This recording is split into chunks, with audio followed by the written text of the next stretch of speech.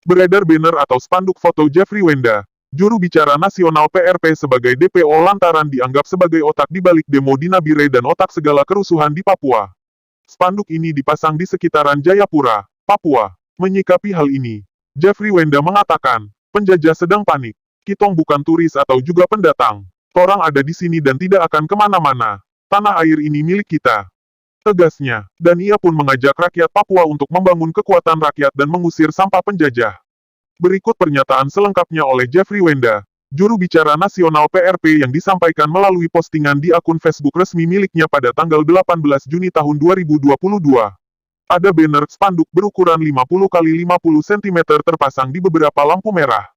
Spanduk ini dibentangkan di lampu Kota Raja, samping pos lantas. Ada juga di lampu merah WNA bahkan juga di kota Jayapura.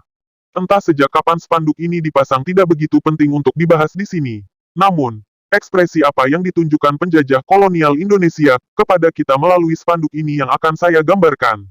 Secara umum spanduk ini dibuat untuk menyebar teror. Namun hal itu hanya untuk mengelabui situasi sebenarnya yang dihadapi musuh di tengah atmosfer perlawanan rakyat yang semakin meningkat.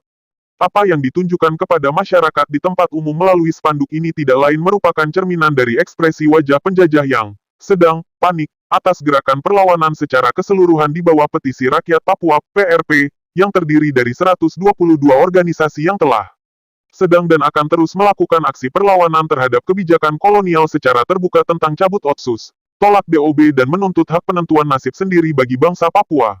Kenapa demikian? Bisa dibayangkan mobilisasi ribuan massa rakyat Papua setiap aksi di beberapa bulan terakhir semakin meningkat secara kuantitas di seluruh wilayah Papua, baik dari tiap-tiap kampung desa, kabupaten hingga perkotaan. Tentu saja aksi demonstrasi gerakan perlawanan rakyat yang dilakukan di seantero wilayah Papua, maupun di luar Papua membuat penjajah panik atau takut. Ketakutan penjajah inilah yang selalu ditunjukkan dengan cara kekerasan baik yang paling halus melalui teror mental atau psikologi hingga dengan cara yang paling ekstrim. Pembunuhan atau penghilangan paksa atau penculikan. Pertanyaan baru yang harus jawab. Apa yang membuat negara takut dengan gerakan rakyat yang terkonsolidasi di dalam petisi rakyat Papua? Tidak bisa dipungkiri bahwa yang paling ditakutkan penjajah dalam gerakan rakyat hari ini adalah 1. Kesadaran rakyat Papua akan pentingnya persatuan.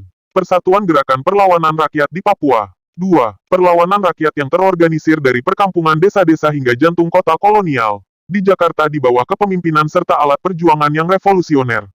3. Solidaritas antar rakyat tertindas, baik rakyat tertindas di Indonesia maupun di dunia.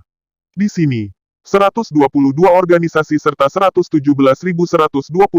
suara telah bersatu dalam PRP baik Gerakan Perjuangan Pembebasan Nasional, Komunitas Paguyuban, Pemuda, Mahasiswa Masyarakat Adat, Perempuan Pelajar DE serta Solidaritas Rakyat Indonesia, Solidaritas Rakyat Maubere, Timor Leste. Front Persatuan Gerakan Perlawanan Rakyat yang dibangun PRP bukan hanya sebuah formalitas di atas kertas hitam putih saja.